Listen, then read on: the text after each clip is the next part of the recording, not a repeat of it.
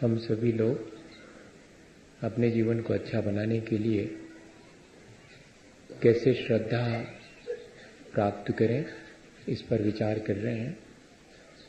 क्योंकि बिना श्रद्धा के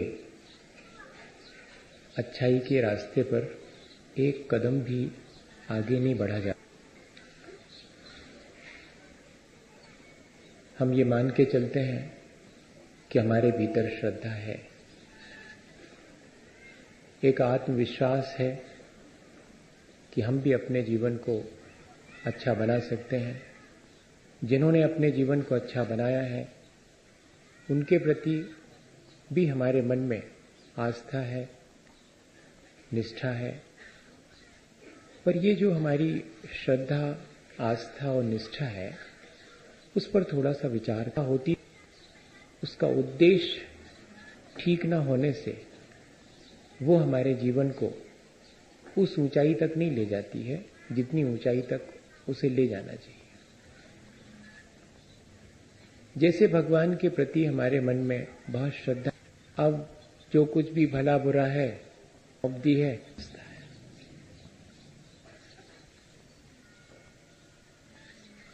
और मैं स्वयं अपने जीवन को अच्छा बनाने का कोई पुरुषार्थ क्यों करूं? जब मेरी भगवान पर श्रद्धा है तो वे जो करेंगे वही मेरे लिए स्वीकार है। ये जो इस तरह का हमारे मन में भाव उत्पन्न होता है, वो श्रद्धा तामसिक श्रद्धा कहलाती है। ये हमारे जीवन को आलसी बनाने वाली श्रद्धा है।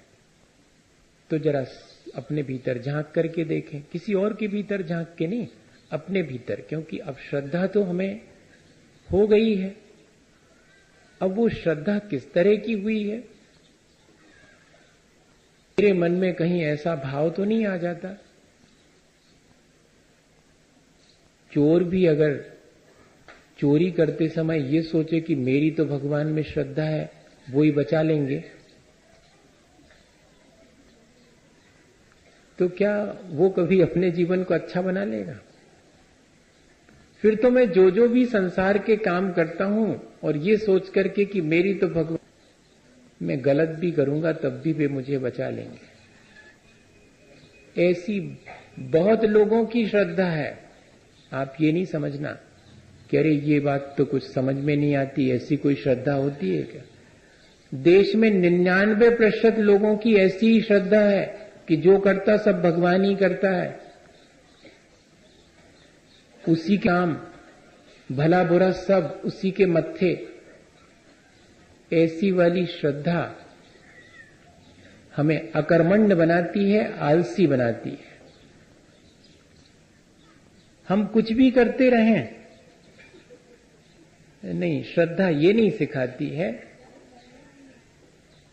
कि हम अपने जीवन को अच्छा ना बनाएं, अपने जीवन को हम बुराइयों में लगाए रखें और ये कहें कि हमारी तो भगवान पर श्रद्धा है, अब क्या करें, वो ही सब संभालेगा। को हमें स्वयं संभालना पड़ेगा। एक और श्रद्धा है, एक और श्रद्धा का अपना ढंग है। उसमें हमारे भीतर क्या भाव आता है? हम महत्वाकांक्षी होकर के बहुत बड़ी बड़ी आकांक्षाएं करते हैं और भगवान से जाकर प्रार्थना भी करते हैं कि अब हमारी तो वैसे कोई भावना नहीं है, अगर भगवान आपकी ऐसी प्रेरणा है तो फिर मैं ऐसा कर लेता हूं। हाँ, ऐसा भी है। क्या करें, वो ऐसी प्रेरणा ही हुई हमारे लिए। अब भगवान ही शायद ऐसा चाहता है। हम जो कुछ भी भला बुरा करें और फिर क्या सोच रहे हैं कि जो कुछ भी हुआ वो भगवान ने ऐसे ही चाहा था। हम क्या कर सकते उसमें? चींटी पर पैर हम रखें और फिर बाद में तर्क ये दें कि उसकी आयु आ गई होगी इसलिए मर गई वो। हम क्या कर सकते उसमें? ये कौन सी वाली श्रद्धा है? ये कहां ले जाएगी हमें? विचार करना पड़ेगा। फिर तो हिंसा और अहिंसा का कोई विवेक ही नहीं रहा हमारी श्रद्धा में।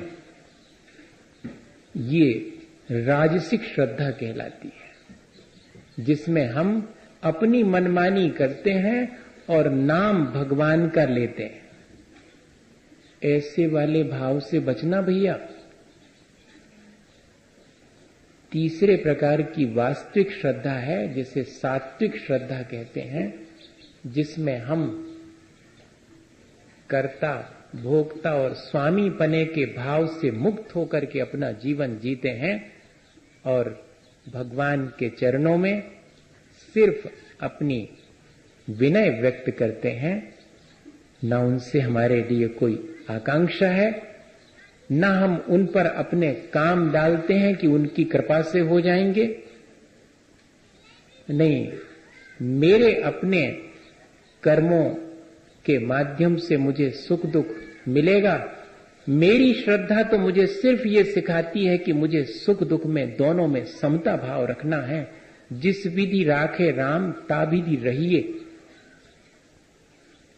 यह जो वाक्य है वो इस श्रद्धा के लिए है कि जैसे भगवान जैसे रखे वैसे रहिए। ऐसा सीधा अर्थ नहीं है।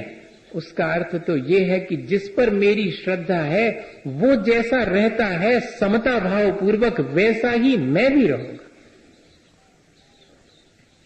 यह श्रद्धा वास्तविक श्रद्धा है, जिसमें हम अहोभाव से भर करके भगवान के प्रति अपनी विनय व्यक्त करते हैं और उनसे हम उनकी वीतरागता से निरंतर संदेश लेते रहते हैं। तब वास्तव में ऐसी श्रद्धा ही सच्ची श्रद्धा मानी जाएगी। रोज रोज हम अपनी उस श्रद्धा को कसौटी पर कस के देखते रहें, वरना जनरली हम सबके मुंह से यही निकलता है, जो भी हो जाता है अब भगवान ने ऐसे ही चाहो हुई है, ऐसे ही देखो हुई है भगवान ने। अब उन्होंने हमारे बारे में कुछ चाहा हो, ऐसा तो भाई अपन से कहा नहीं उनने कि हमने तुम्हारे बारे में ये सोचा था। और उन्होंने हमारे बारे में जो जाना है वो भी हमसे नहीं कहा कि हमने तो तुम्हारे बारे में ये जाना, तुम्हारा ये होने वाला है। हमसे तो सिर्फ उनने ये कहा है कि तुम्हारा कर्तव्य ये है, तुम्हें ये करना चाहिए। तुम्हारे जीवन में क्या घटित होगा ये मैं जानता हूं, लेकिन वह तुमसे नहीं कहूंगा। तुम्हें तो सिर्फ उपदेश मोक्ष मार्ग का देऊंगा। तो भगवान के जाने अनुसार हमारा जीवन चलता है या भगवान के उपदेश के अनुसार हमारा जीवन हमें चलाना चाहिए? विचार करने की चीज है। हमारी श्रद्धा यहां जाकर के जरा सी गड़बड़ा जाती है। भगवान के देखे जाने अनुसार हमारे जीवन को नहीं बिताते हम, क्योंकि वस्तु का परिणमन किसी का मोहताज नहीं होता। वो चूंकि वीतराग भगवान ने जैसा जैसा मेरे बारे में जाना है वैसा मेरा परिणमन होगा, ऐसा नहीं है जैसा मेरा परिणमन होगा वैसा वो जानते हैं। श्रद्धा ऐसी ना हो जावे हमारी, ये सावधानी रखनी पड़ेगी। कुछ लोग हैं जो ये मानते हैं कि पत्ता पत्ता नहीं हिलता भगवान के बिना, और हम भी ज्यादा उससे समझदार नहीं कहलाएंगे अगर हम ये मान के चलते हैं कि जो उनने जाना है वैसा ही होगा। जैसा मेरा होना होगा वैसा वे जानते हैं, उनके जाने अनुसार मेरा नहीं होगा।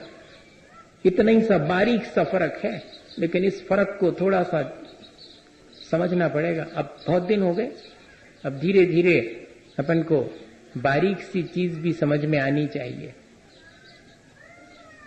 कि हमारी श्रद्धा को हम स्वयं कसौटी पर कस करके देखें, वो पूर्णता को प्राप्त हुई है या नहीं हुई है। ऐसा तो नहीं कि श्रद्धा के बाद भी हमारे मन में और भ्रम बना रहे।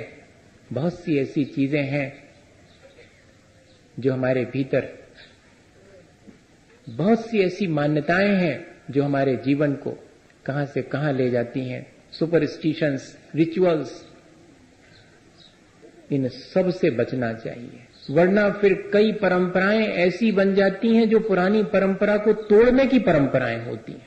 वो भी रिचुअल्स ही हैं, वो भी ट्रेडिशंस ही हैं। इसलिए जरा सावधानी रखना। कहीं परंपराओं को तोड़ने की एक नई परंपरा तो नहीं बना रहा हूं, नहीं तो मैं भी उसी तरह की श्रद्धा वाला हूं, राजसिक या तामसिक श्रद्धा वाला। पूरे 8 अंगों से युक्त होनी चाहिए श्रद्धा, यह हमने जान लिया।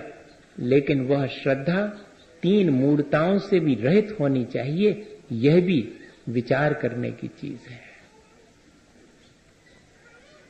ऐसी मिथ्या मान्यताएं बहुत सी हैं जिन्हें हम अपने अज्ञानता के चलते सच मान लेते हैं, और धीरे धीरे हमारी श्रद्धा विलुप्त होती चली जाती है, मलिन होती है, दोषयुक्त हो जाती है, और फिर उसके बाद वो नष्ट ही हो जाती है। इसलिए ये सावधानी आचार्य भगवंतों ने कही कि 8 अंगों से पूर्ण श्रद्धा हो, लेकिन उसमें मूढ़ता ना हो, अविवेक ना हो। जैसे शरीर में 8 अंग होना जरूरी है, एक भी अंग कम हो तो जीवन बहुत दुरूह हो जाता है, ऐसे ही श्रद्धा के साथ 8 अंग होना चाहिए। नांगहीन मलम शेतुम दर्शनम जन्म संतितम नहीं मंत्रोक्षर न्यूनो निहंति विषवेदना। जैसे कि विष की वेदना को दूर करने वाले मंत्र में एक अक्षर भी कम हो तो वह मंत्र अपना कार्य नहीं करता है, ऐसे ही अगर सम्यक दर्शन के साथ ये 8 अंग में से एक भी कम हो, तब भी वो हमारे जीवन को ऊंचाई पर ले जाने में सहयोगी नहीं बन पाता है। यह बिल्कुल हमने समझ लिया पिछले दिनों कि हमारे भीतर संदेह मिटना चाहिए, आकांक्षाएं घटनी चाहिए, हमारे मन में साधर्मी के प्रति घृणा और गिलानी की बात नहीं आनी चाहिए। हमें बहुत सारे राग द्वेष की तरफ भटकाने वाले रास्ते मिलेंगे, मुझे अपने वीतरागता के रास्ते पर चलना है तो उससे भटकना नहीं चाहिए। कोई अगर भटकने लगे तो उसकी निंदा नहीं करनी चाहिए, और कोई रास्ते पर चलते गिर जावे तो उसे गिरा देख करके हंसना नहीं चाहिए, बल्कि उसे संभालना चाहिए, छाती से लगाना चाहिए, उसके प्रति वात्सल्य हमारे भीतर उमड़ना चाहिए, और हमारे जीवन में धर्म इस तरह से प्रकट हो जावे कि और लोगों को भी उस धर्म की महिमा जान करके धर्म में स्थित होने की प्रेरणा मिलती रहे। ये सारी चीजें हमारे जीवन में आ गई, लेकिन अभी बहुत सारी मिथ्या मान्यताएं ऐसी हैं जो संभव है हमारे जीवन में, और हमें लगता हो कि यही सच है। उन मान्यताओं को भी हम जरा सा देख लें, तब जाकर के अपनी श्रद्धा को हम निर्मल बनाए रख सकेंगे। बहुत जिम्मेदारी, मैंने आपसे कहा था कि जैसे दर्पण हाथ में आ जावे तो अपना चेहरा, अपना स्वरूप दिखाई पड़ जाता है, ऐसे ही श्रद्धा होने पर हमें अपने आत्म स्वरूप में रुचि उत्पन्न हो जाती है। लेकिन दर्पण अगर जरा सी ठोकर लगे और नीचे गिर जाए तो टूट भी जाता है, और अगर हम उस दर्पण को पहुंचे नहीं तो उस पर धूल जमने से वो मलिन भी हो जाता है। इसलिए श्रद्धा तो ऐसे ही दर्पण की तरह है, उसकी संभाल भी मुझे करनी होगी। उस पर जमने वाली धूल क्या है? वो मेरी मिथ्या मान्यताएं हैं जो उस पर धूल की तरह जम जाती हैं, और फिर एक दिन हमारे हाथ से वो श्रद्धा, क्योंकि फिर हमें अपना आत्म स्वरूप दिखाई ही नहीं पड़ता, जिस दर्पण में दिख रहा था उस पर तो धूल जम गई। तो मिथ्या मान अनुभव हम नहीं कर पाते हैं, इसलिए बहुत सावधानी है कि इन मिथ्या मान्यताओं से बचें। रिचुअल्स क्या कहलाते हैं, सुपरस्टिशंस क्या कहलाते हैं, अंधविश्वास क्या चीज है? इतना ही है कि जब से कोई कार्य शुरू किया जाता है उसमें से वो उद्देश्य गायब हो जाता है, क्रिया ज्यों की त्यों बनी रहती है, तब वो कहलाती रिचुअल, वो कहलाती अंधविश्वास, और कोई बहुत बड़ी चीज नहीं है। तो सुबह से शाम तक अपने पूरे जीवन में हम झांक करके देखें कि ऐसी कितनी क्रियाएं करते हैं जिनका जो ओरिजिनल मकसद था उससे हम विमुख हो गए हैं, वो हमें प्राप्ति नहीं होता, और क्रिया हम दोहराते चले जाते हैं। कहीं ऐसा तो नहीं है बस एक करना है इसलिए कर रहे हैं, उसके पीछे जो उद्देश्य है वो तो मालूम ही नहीं है, और उद्देश्य मालूम भी है तो उद्देश्य की पूर्ति नहीं हो रही है। दोनों चीजें हैं। बहुत से लोग हैं ऐसे मिलेंगे जिनको कि उद्देश्य मालूम है कि क्यों मंदिर जाना चाहिए, लेकिन मंदिर रोज जाने के बावजूद भी उस उद्देश्य की आज तक पूर्ति नहीं कर पाए।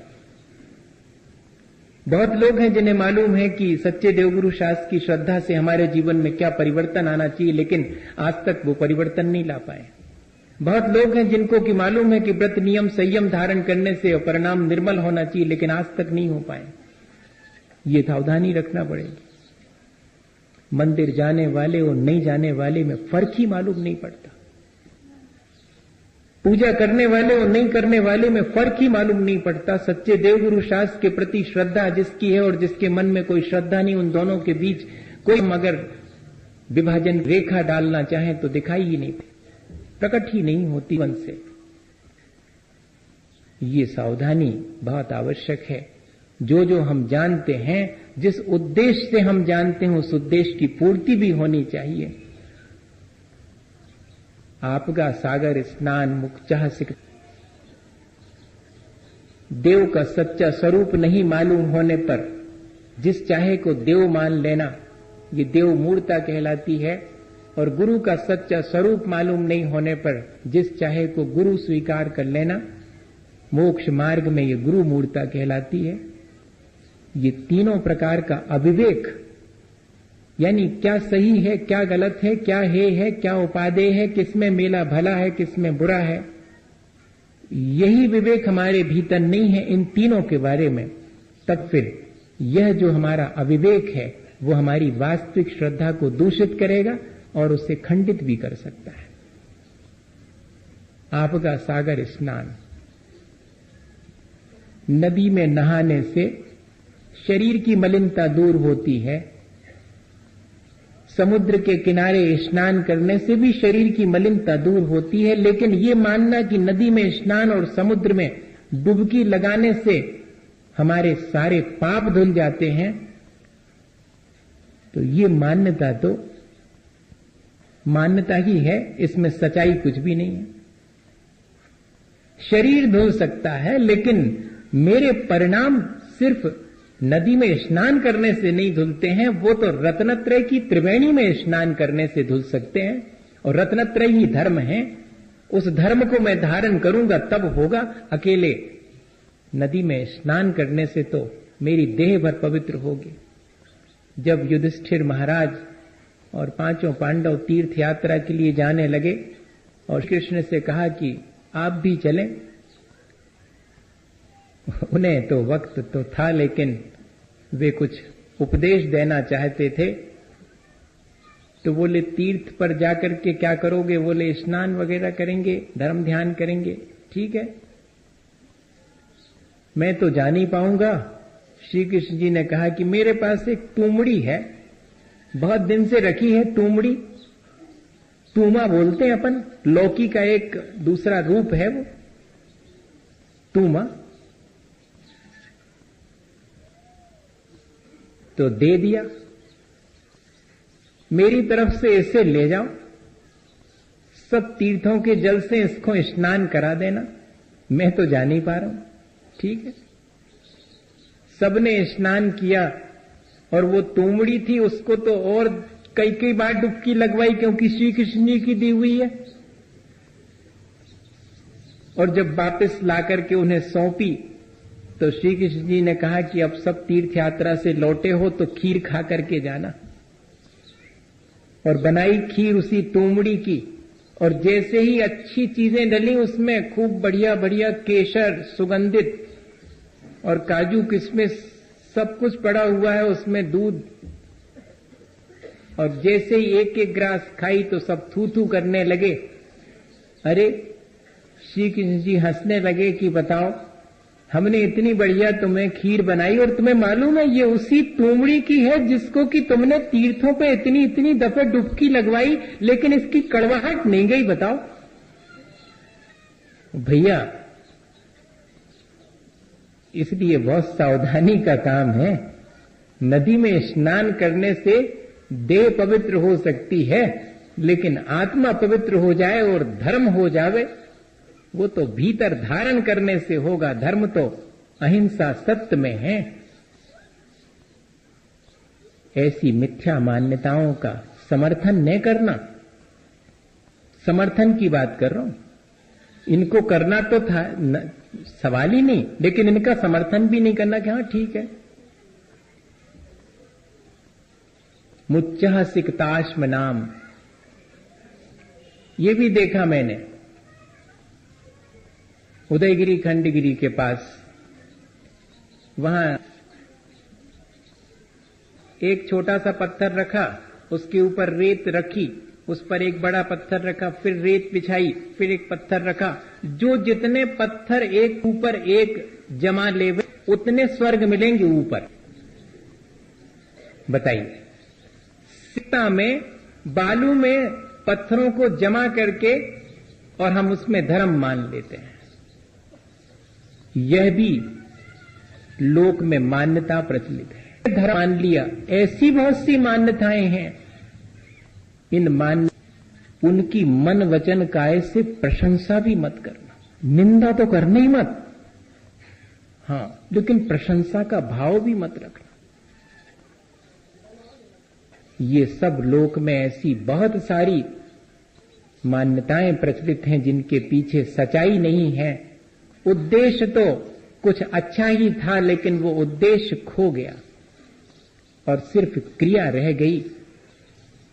वह स्नान आत्म तीर्थ में स्नान करने का था, लेकिन वह स्नान मात्र नदी तक ही सीमित रह गया।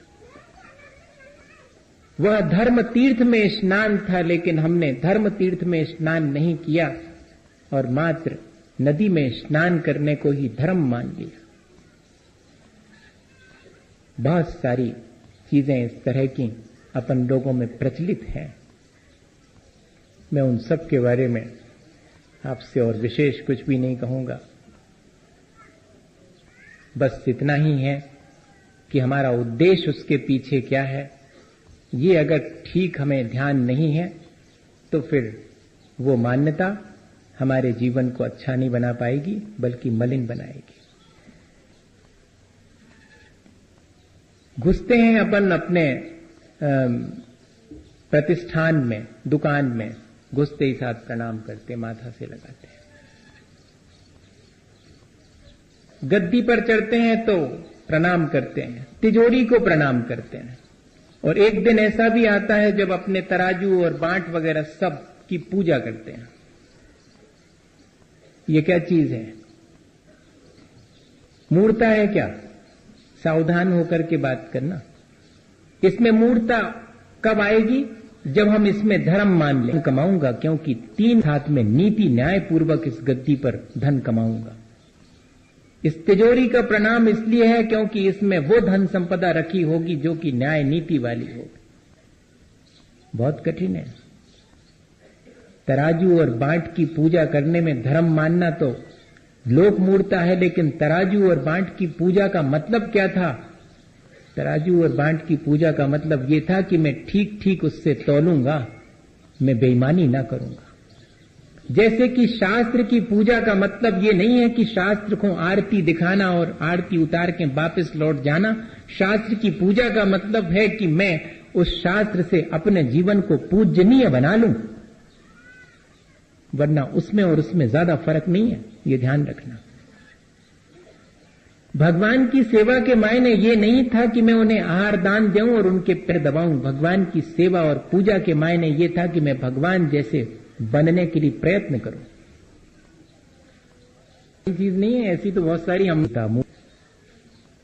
किसी व्यक्ति को ईश्वर की संज्ञा दे देता हूं, उसे भगवान मान लेता हूं और उससे फिर वरदान की अपेक्षा रखता हूं, उससे कोई सांसारिक आकांक्षा रखता हूं,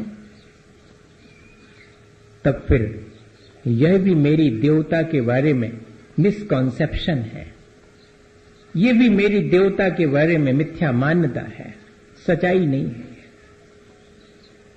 देव तो वो है जो कि ऊपर उठ, अब उससे कोई सांसारिक लालसा ही नहीं है। वो तो परम विशुद्ध परमात्मा अवस्था को प्राप्त होने वाली अवस्था है।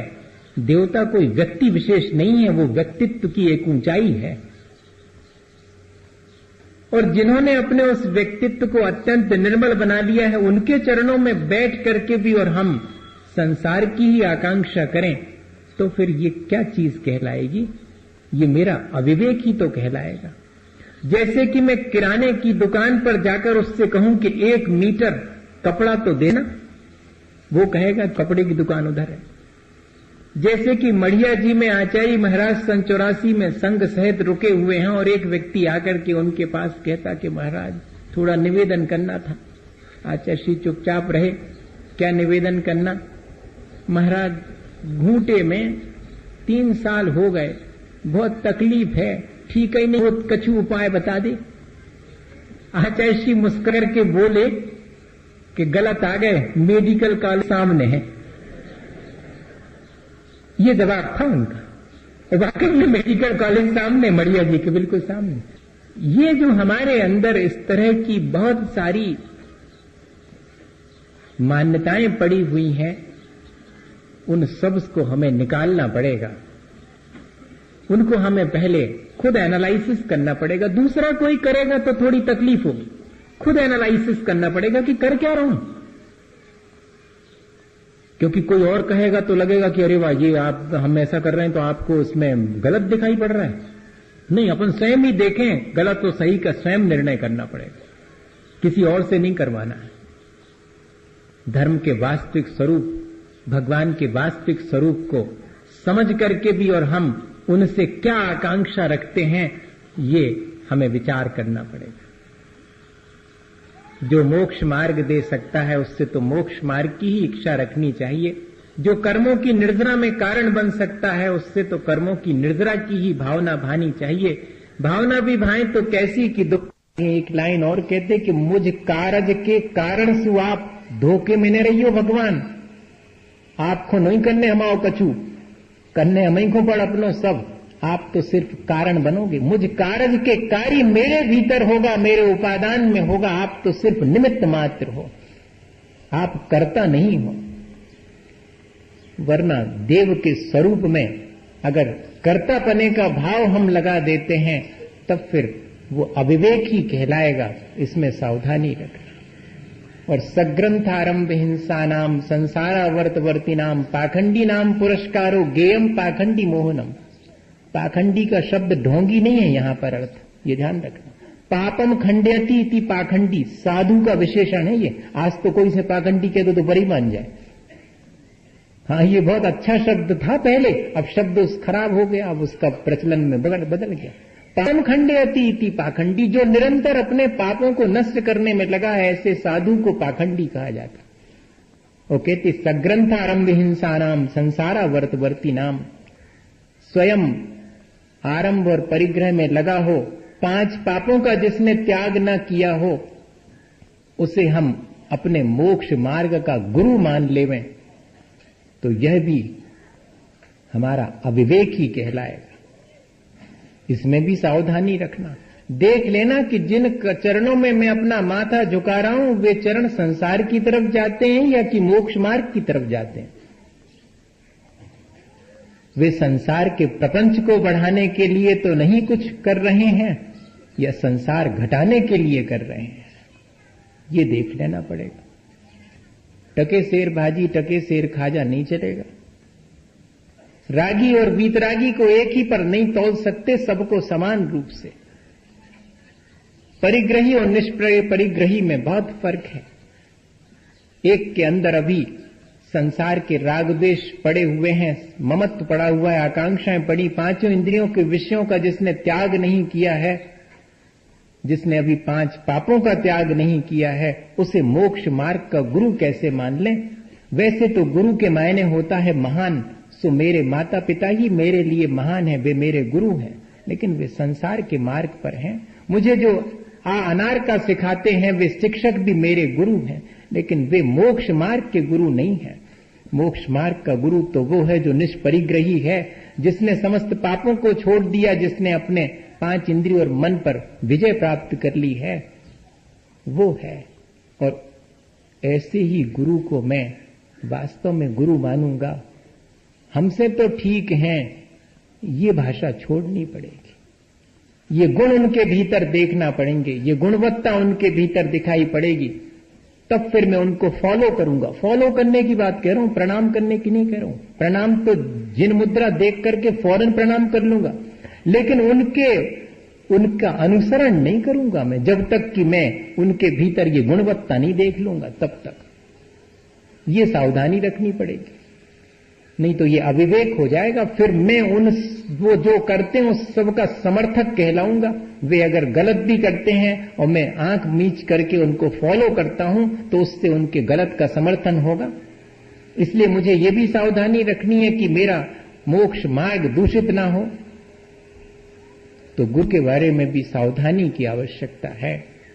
निर्ग्रंथ मुद्रा देख करके प्रणाम तो करूंगा, लेकिन जब मैं उनसे अपने मोक्ष मार्ग के लिए कोई संदेश लेऊंगा, तो फिर सावधानी रख करके देख करके पूरे विवेक पूर्वक कि इन्होंने पांचों पापों का त्याग कर दिया है या नहीं, अभी इनको संसार की आकांक्षा तो नहीं है, अभी इनकी आत्मा में रुचि है या नहीं है, इनको वस्तु स्वरूप का ज्ञान है कि नहीं। साधु बनने के लिए होवे, इस कसौटी पर कस करके देख लेंगे, तब जाकर के, वरना हमारी श्रद्धा दूषित हुए बिना नहीं रहेगी। आप करो, आपको जो करना, लेकिन अपन तो श्रद्धा की निर्मलता की बात कर रहे हैं। श्रद्धा में से ये अविवेक हट जाना चाहिए। भावना विवेक शून्य हो तो श्रेष्ठ नहीं मानी जाती, श्रद्धा विवेक शून्य हो तो श्रेष्ठ नहीं मानी जाती। हमारी तो श्रद्धा है महाराज, आपके प्रति बहुत श्रद्धा, हमारी तो बहुत भावना है। अच्छी है आपकी भावना तो, लेकिन विवेकपूर्ण होना चाहिए आपकी भावना, नहीं तो आपका कोई लाभ नहीं करेगी वो।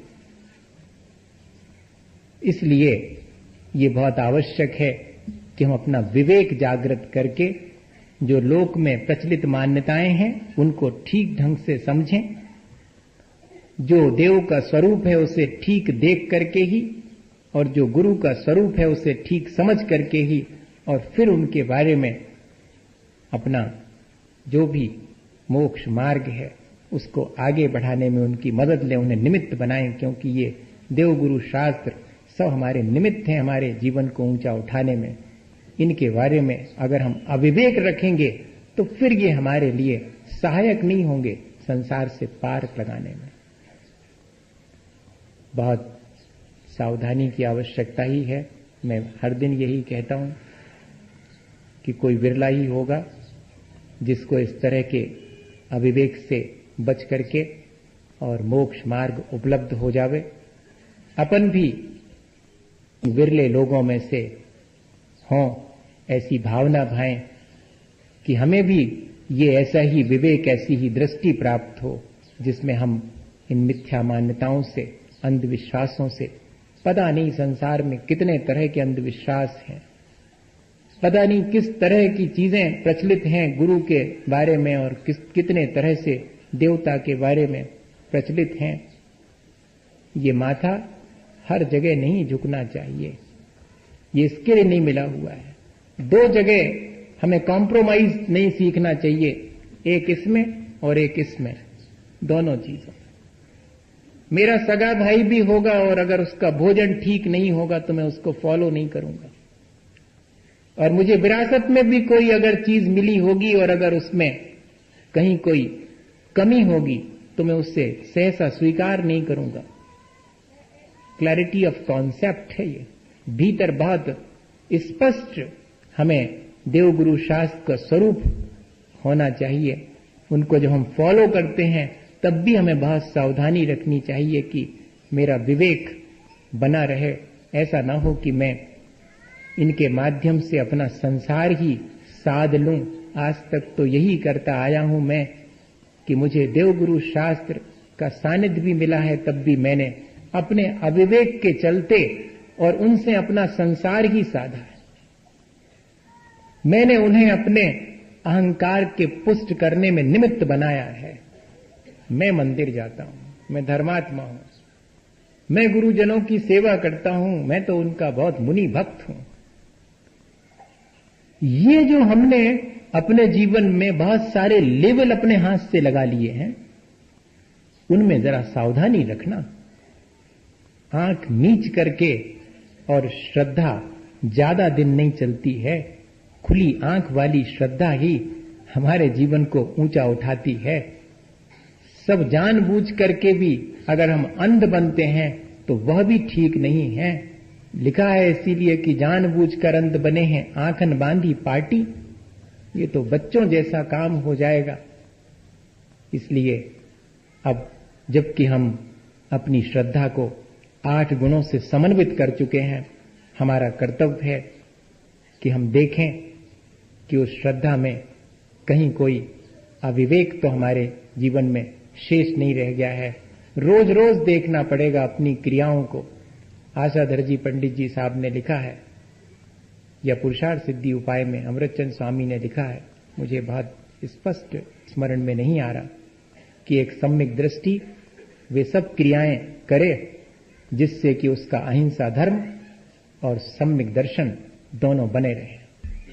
बाकी और दूसरी क्रियाएं जिनमें कि अहिंसा धर्म और हमारा सम्यक दर्शन मलिन होता हो तो उन क्रियाओं को ना करे, न उन क्रियाओं का कोई करे तो उसका समर्थन भी ना करे। कल मेरे से पूछ रहे थे कि महाराज हमारी तो परंपरा है हमारे इस नगर की कि हमारे यहाँ तो और आने वाले 10 लक्षण पर्व में और रात 12 बजे तक झांकियां निकलेंगी।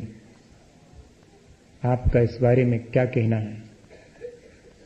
तो मेरा बहुत स्पष्ट है कि मैं उसका समर्थन नहीं करूंगा, और अगर इससे भी ज्यादा मेरा वश चलेगा तो मैं उस स्थान को भी छोड़ सकता हूं जिस स्थान पर इसके समर्थन करने वाले लोग होंगे। इच्छा मेरा निर्णय। इसलिए इस बात की आप सावधानी रखना, क्योंकि ये सब चीजें हमारे मान्यता के अनुरूप नहीं है, और ऐसी मिथ्या मान्यता को हमें जितनी उसे छोड़ देना चाहिए। हमारे यहाँ तो रात्रि में भी भगवान की शोभा यात्रा नहीं निकलती। हम तो शाम होने से पहले अपने मंदिर के पूजा स्वाध्याय इत्यादि करके और बंद करके जिनालय और घर पहुंच जाते, अंधेरा घिरते ही। हम तो वे लोग हैं। इसलिए हमें ये परंपरा अगर आपने बना रखी है तो उसका समर्थन नहीं करेंगे। ये भी एक तरह की इस तरह की मान्यताएं जो बन जाती हैं, फिर उनसे हमारा ईगो, फिर अब अहंकार आड़े आता है कि ऐसे कैसे बंद कर दूं, कितनी मेहनत से तो मैंने शुरू करी है। इससे तो बचिएगा आप। जीवित झांकियां हमारी परंपरा में नहीं है, कहीं नहीं है। और जो हम मिट्टी की बनाते हैं रूपक, उनको भी मिटाने का फिर हमारे यहां पर कोई अधिकार नहीं है। क्या करेंगे आप? जो मिट्टी की मूर्ति बना देंगे उसे आप अगर खंडित करते हैं तो संगी पंचेंद्री के जितने मरण का पाप जितना लगता है उतना ही लगेगा। एक चित्रांन भी अगर हमने बनाया है और उसे हमने फाड़ दिया तो आचार्य श्री कहते कि संगी पंचेंद्री के बराबर हिंसा का पाप लगेगा। तब फिर हम इस तरह की अपने अहिंसा और सम्यक दर्शन को बचाने की कोई प्रक्रिया करेंगे, या कि जिसमें हमारा सम्यक दर्शन और हमारा अहिंसा धर्म दूषित होता हो उसको करेंगे। ये सावधानी इस अवसर पर मुझे ये ध्यान आ गया, इसलिए आपसे कह दिया।